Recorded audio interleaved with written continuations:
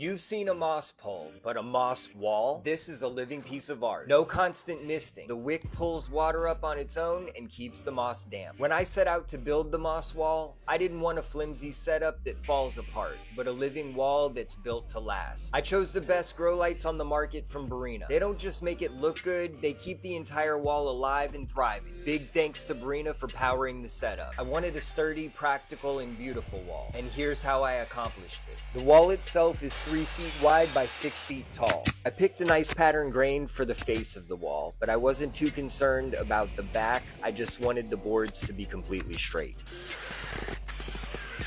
Once I had the frame and the base built, I went to work on all the finishing, namely sanding.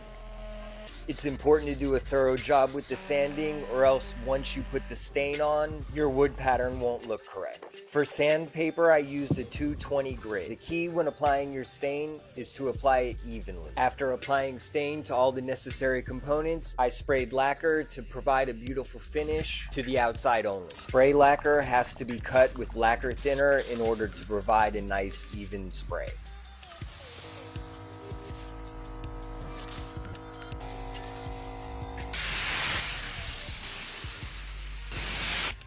And if you do it correctly, this is the finish you get. In order to stop the wall from breaking down due to moisture from the moss, aluminum was shaped to the frame in order to create a perfect seal so no moisture gets out and ruins the entire project.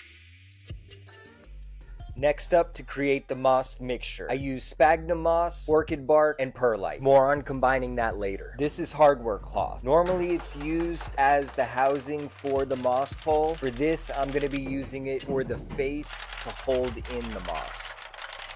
Once I had the front cut, I began soaking my moss. It actually took 12 bags of moss in order to complete the project, 2 bags of orchid bark, and 1 bag of perlite.